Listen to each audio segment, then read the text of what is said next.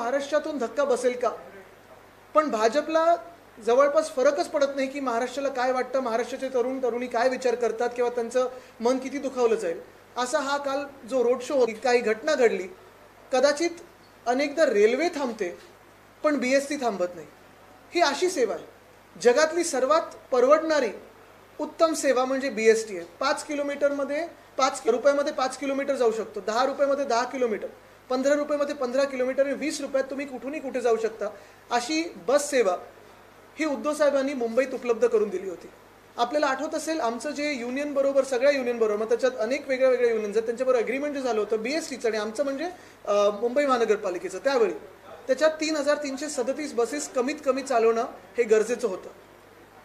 अर्थात सर्वात जास्ती पोचणारी, वेळेवर असणारी, सर्वात परवडणारी ही BST बस एकनाथ शिंदेने ठरवून मुंबईचं अर्थचक्र मारण्यासाठी, मुंबईची आर्थिक शक्ती मारण्यासाठी आता कमी करत केलेले आहेत. आज जर आपण पाहिलं तर साधारणपणे अजूनही मुंबईत 33 ते 35 लाखची रायडरशिप आपल्या BSTला आहे. 33 ते 35 लाख पर डे. आणि हे होत असताना मुंबईच्या बसेस 3,500 वरनं जवळपास त्यांनी आता आणल्या आहेत 2,500 वर. जर आपण पुढच्या काही काळात पाहिलं, जर हे सरकार असंच टिकू नये आणि टिकणार नाही पण टिकलं, तर मुंबईत पुढच्या वर्षी 250 बसेस होतील. आणि अतिशयोक्ती नाही, कारण आपण पाहतो की प्रत्येक बसची लाईफ सायकल असते. आत्ता मिनी बसेस बंद केलेल्या आहेत ऐन सणाच्या दिवशी. म्हणजे तुम्ही पहा मुंबईला कसं मारलं जातंय. एका बाजूला 2-2 मेगा ब्लॉक सणांच्या दिवशी, सणावारी, दुसऱ्याच वेळी म्हणजे आपली दिवाळी सुरू असताना ह्या बसेस, रायडरशिप कमी झालेली नाही, कारण ही सर्वात परवडणारी बस आहे. आणि त्याच्यात 33 ते 35 लाख लोक, अजूनही लोक त्याच्यात येत आहेत, पण गच्च भरलेले, जॅम झालेले, पण बसेस कमी करतात. आपल्याला आठवत असेल आम्ही आमचं धोरण स्पष्ट केलं होतं की 2027 पर्यंत उद्धव साहेबांनी जो निर्णय घेतला होता की मुंबई महानगरपालिकेतून BSTला मदत पोचवून, म्हणजे अर्थात मग सगळ्यांचे पगार वेळेवर देऊन, दिवाळीचे बोनस असतील, ग्रॅच्युइटी असेल, पेन्शन असेल, हे सगळं करून BSTसाठी आमचं जे विजन होतं ते साफ होतं. 10,000 इलेक्ट्रिक बसेस आम्हाला 2027 पर्यंत मुंबईत आणायचे होते. आणि त्याच्यावर आम्ही सुरू पण केलेलं काम. 900 डबल डेकर बसेस इलेक्ट्रिक आणायचे होते. काही 6-7 आपल्याला दिसतात आता, पण आमचं सरकार पडलं आणि हे सगळं बंद झालेलं आहे. मुद्दा हाच राहतो की आज आपण पाहतोय कुठेतरी हे षडयंत्र दिसायला लागलेलं आहे की मुंबईतले रस्ते एक सुद्धा झाले नाहीत, घोटाळा, त्याच्यातून पैसे काढलेत.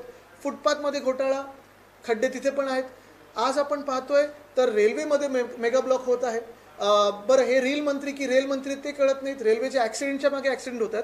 आणि मग लोकल एकदा अशी चालायला लागली की BSTला मारा. म्हणजे मुंबईची जी ताकद आहे, कष्टकरी मुंबईकर, दिवस रात्र मेहनत करणारा, घाम घालणारा मुंबईकर जो पब्लिक ट्रान्सपोर्टनी जातो, त्याला न परवडणाऱ्या कुठच्या तरी वेगळी प्रायव्हेट साधनं वापरण्यासाठी हे षडयंत्र, हे आम्ही बदलणार आहोत. पण हे आता जगात आणि देशात दिसायला लागलेलं आहे की मुंबईवर भाजप आणि एकनाथ शिंदेचा दुष्ट डोळा आहे आणि मुंबईला मारायला हे निघालेले आहेत.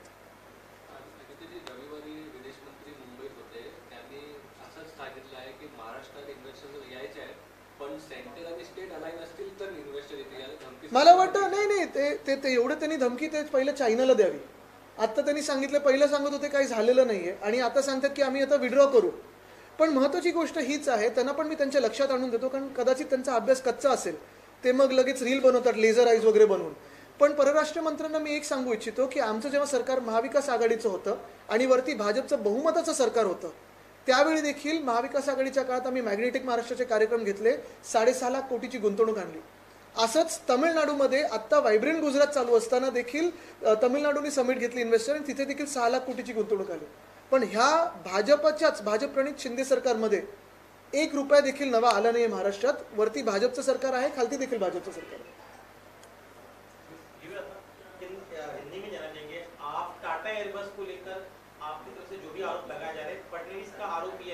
कि आपकी तरफ से झूठ बोला जा रहा है. उन्होंने कुछ पुराने आर्टिकल्स का हवाला दिया, जबकि रतन टाटा की इच्छा थी कि वो बिहार होना चाहिए, ऐसी जानकारी नहीं. देखो, अभी उनकी इच्छा ये अगर व्यक्त कर रहे हैं, ये बहुत बुरी बात है, क्योंकि वो तो अभी नहीं रहे, तो उनके दिल में कुछ था ऐसे कहना. लेकिन एक बात है कि देवेंद्र फडणवीस साहब अगर विदर्भ के लिए भी अभी नहीं लड़ने वाले, नागपुर के लिए नहीं लड़ने वाले, तो फिर किसके लिए लड़ रहे? क्या वो ये नहीं चाहते थे कि वो प्रोजेक्ट नागपुर में आए?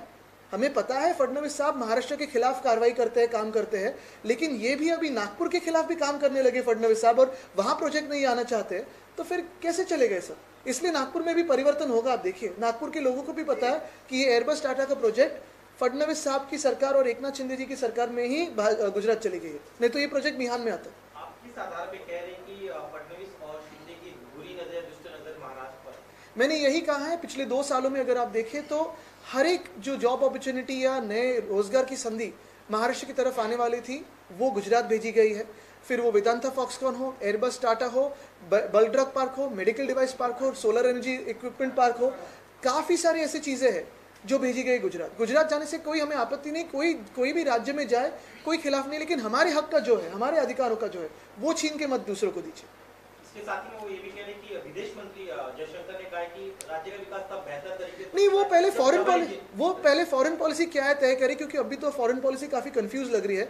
सिर्फ उनका फोकस वो रील पे है जहां वो लेजर आइज दिखाते हैं, बाकी कुछ नहीं चल रहा है। पापा ने वॉर दिखा दिया ऐसे लगता है, लेकिन पता नहीं। मैंने तो उनसे पूछा था क्या बांग्लादेश में हिंदू पे अत्याचार हो, उसका कोई जवाब नहीं है। लेकिन ये बात भी स्पष्ट करना चाहता हूं कि जब केंद्र में मोदी साहब की बहुमत की सरकार थी तभी हमारे यहाँ उद्धव बाला साहब ठाकरे चीफ मिनिस्टर थे, और उन 2.5 सालों में हमने 6.5 लाख करोड़ की इन्वेस्टमेंट महाराष्ट्र में लाए। अभी अगर आप देखें तो ऊपर भी भाजपा है, नीचे भी भाजपा है और एकनाथ शिंदे है, लेकिन ना 1 रुपया आया कोई। तो ये डबल इंजन में उनका दोनों इंजन फेल हो गए।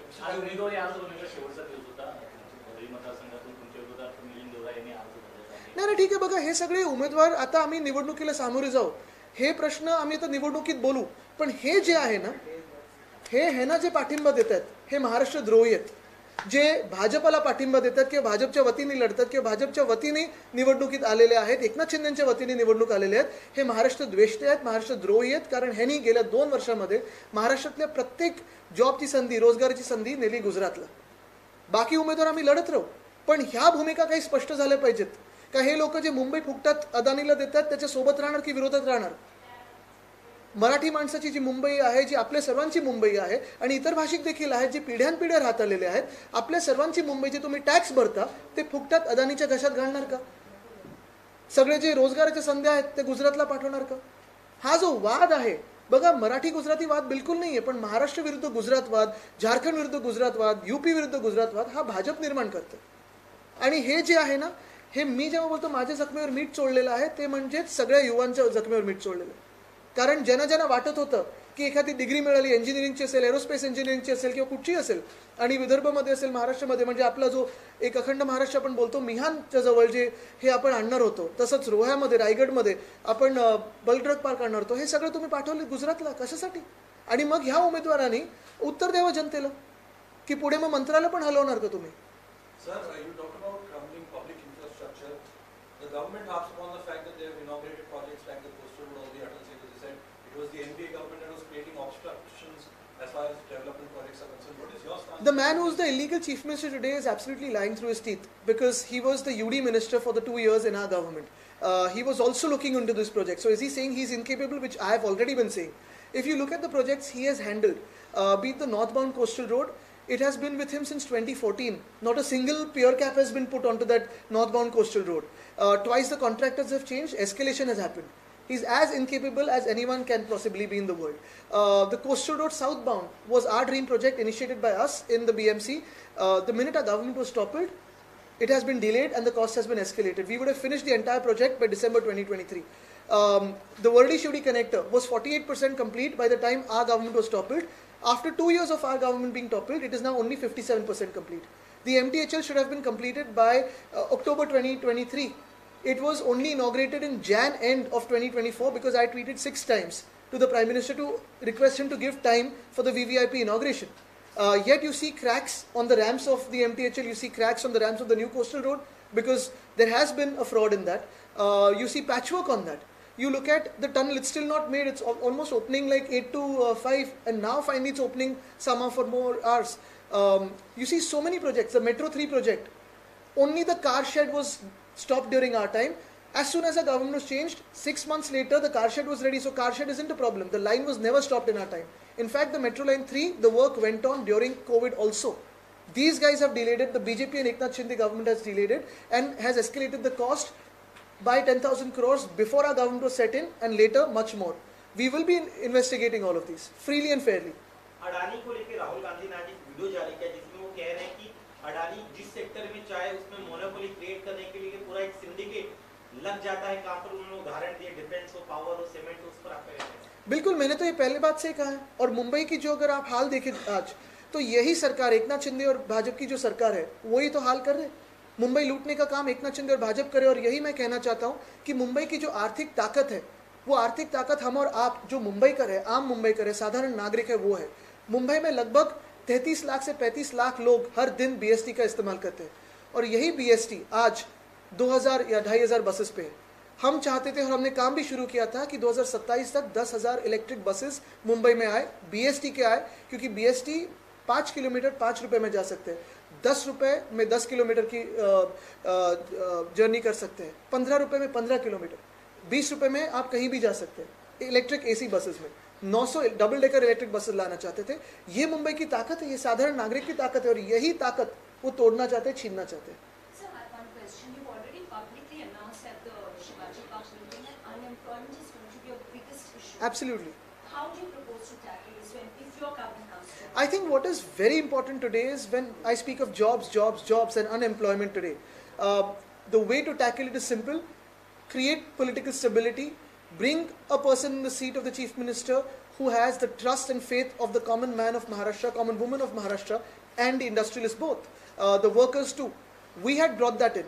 Uddhav Sahib Thackeray was one person who was trusted by farmers, by women, by youth, by students, by workers, by laborers, and by industrialists. That is why you saw a growth in the industrial prowess of Maharashtra during our time.